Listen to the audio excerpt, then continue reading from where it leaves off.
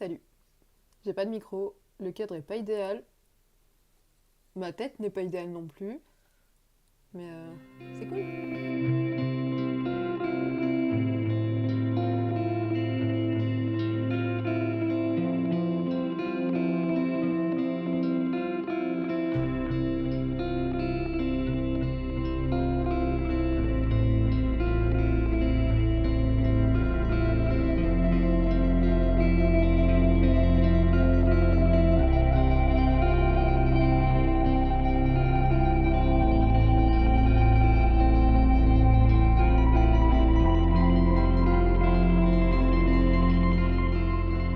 Ah, du coup, il faudrait que je me présente un petit peu. Putain, j'arrive pas à regarder, j'arrive pas à regarder l'objectif.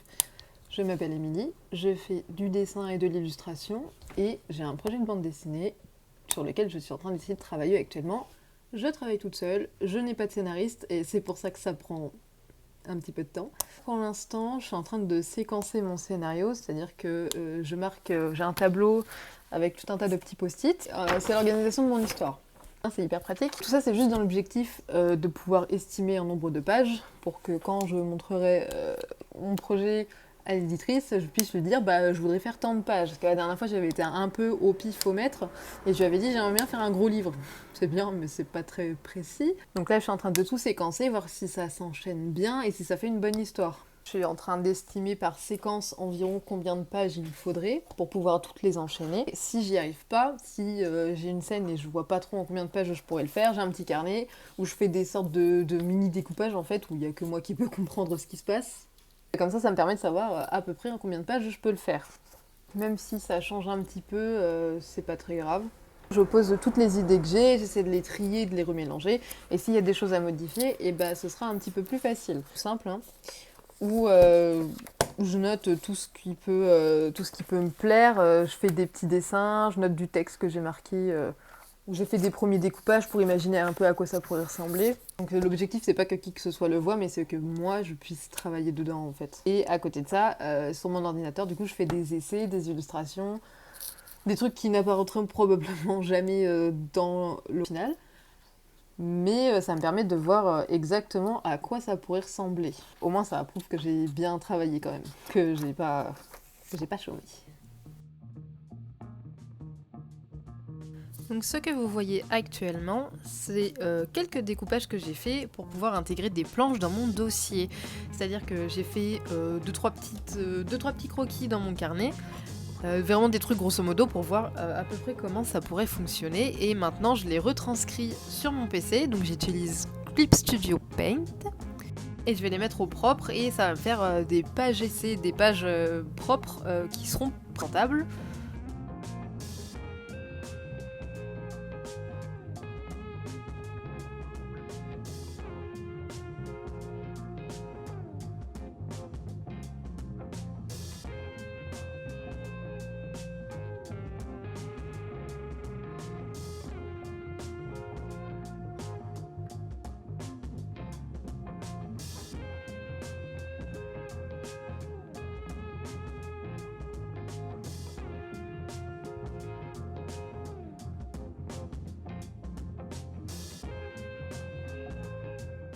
Et ensuite, j'ai un dernier truc.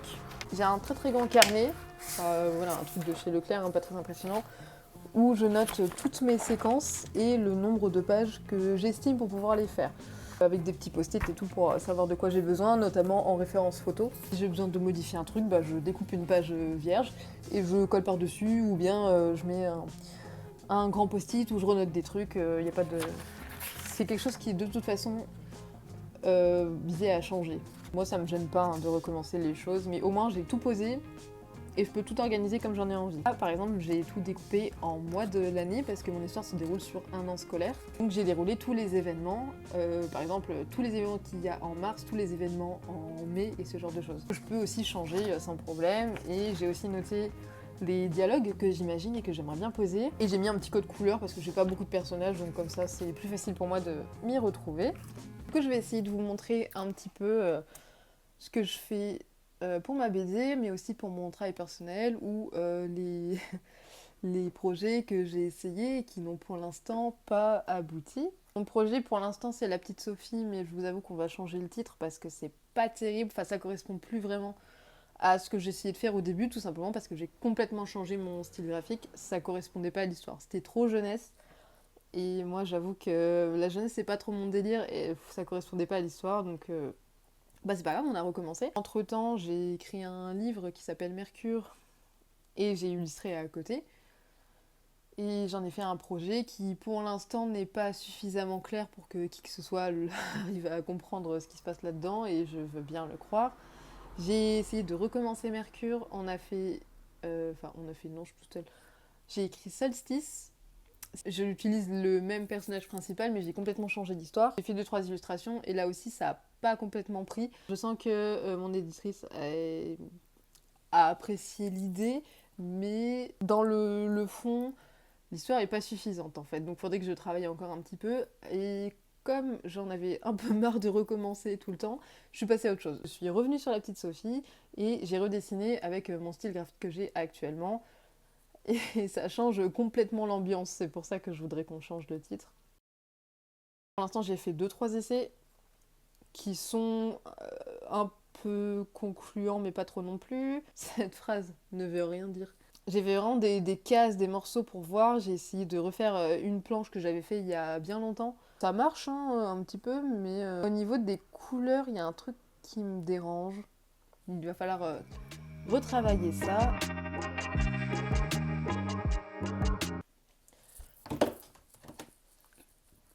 C'est raté. Nous sommes maintenant le soir et je viens de me rendre compte que je ne vous ai pas parlé de La Petite Sophie, vous ne savez pas ce que c'est. Je la mets au milieu de la vidéo comme ça parce que j'ai changé de chemise et qu'il s'est passé environ 10 heures, donc pour pas faire un faux raccord, je retourne et je mets après, c'est pas grave. Petite Sophie, c'est l'histoire d'une jeune fille qui a environ 15 ans et qui rentre au lycée. Sauf que son lycée, ce n'est pas n'importe lequel, c'est le lycée Charles Cros à Angoulême. Elle rentre dans une filière particulière, l'art appliqué. Alors l'art appliqué c'est hyper particulier parce que c'est une filière technologique, donc c'est pas une filière générale. D'ailleurs en passant aujourd'hui je ne suis absolument pas sûre que ce bac existe toujours, étant donné que je l'ai passé il y a au moins 4 ans et qu'il y a eu une ou deux réformes de bac entre temps. On fera avec, c'est pas grave. Sophie entre au lycée, elle est hyper contente d'arriver en art appliqué, c'est ce qu'elle voulait, sauf que au fur et à mesure de son année, elle se rend compte que ça lui plaît pas tant que ça, parce que effectivement l'art appliqué c'est pas du tout de l'art comme on l'imagine, en fait c'est pas du dessin, c'est pas des beaux-arts, c'est vraiment de l'art appliqué. Il faut faire la différence entre art appliqué et art plastique. Donc ça lui plaît pas trop. Et inévitablement, elle se met à sécher les cours, à pas faire ses devoirs, à se sentir quand même assez mal. Parallèlement à ça, on suit son père qui sombre un petit peu dans la dépression, donc Sophie est obligée de faire avec, d'essayer d'être attentive à son père, mais elle sait pas trop comment faire parce qu'il travaille beaucoup et elle pense que c'est de sa faute en fait. Sophie s'est fait un ami, c'est Jordan, avec qui elle s'entend très bien, même s'il n'est pas dans la même filière que lui, parce qu'en art appliqué, on pouvait être dans 2 filières différentes mais être dans la même classe. Je sais pas si ça existe toujours. Elle s'entend bien avec lui mais elle remarque que lui aussi il a quand même des soucis, il n'est pas toujours très clean dans ce qu'il dit. À suivre ça, on va voir quels sont les choix que Sophie va faire pour soi, essayer d'aller mieux, essayer de sauver son année scolaire. On va voir. Alors c'est hyper particulier parce que moi j'ai été en art appliqué et j'ai mal vécu l'art appliqué. Je suis persuadée que c'est une très bonne filière, on y apprend beaucoup de choses, c'est super intéressant, mais moi ça me correspondait pas. J'aurais dû partir sur un L art plastique plutôt qu'un art appliqué. Alors aujourd'hui le bac je l'ai durement acquis, mais si c'était à refaire, j'irais pas jusqu'au bout. L'histoire de Sophie c'est mon histoire, mais si elle faisait des meilleurs choix.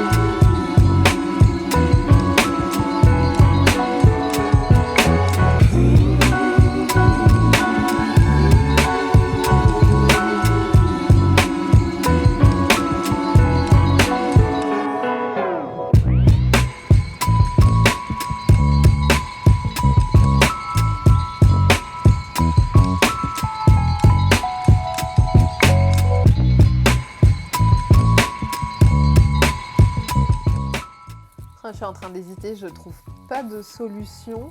Là, Sophie, elle est en train de se disputer en gros avec la fille de la directrice. Genre, c'est une intello. Elle est en train de se moquer d'elle parce qu'elle va redoubler et tout. Est-ce que Sophie, elle est pas un peu fragile pour la renvoyer balader ou est-ce que elle lui envoie une énorme punchline ou alors elle lui met une énorme patate et comme ça c'est terminé?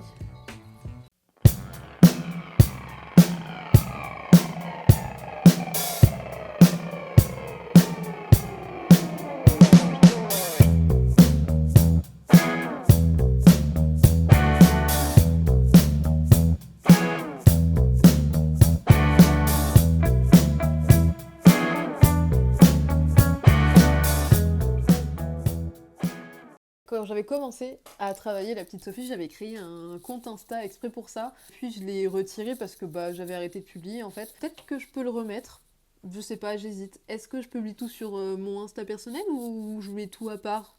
Vous en pensez quoi, vous? Je pense que je vais m'arrêter ici. Voilà, j'ai pu parler un petit peu de tout ce que je dessinais, de mes projets, ce genre de choses.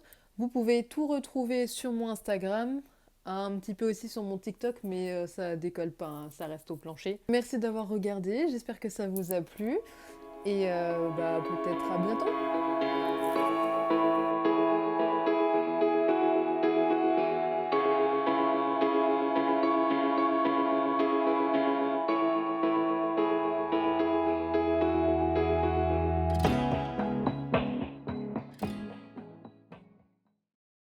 J'avais pas vu qu'il y avait le produit en plein milieu, super.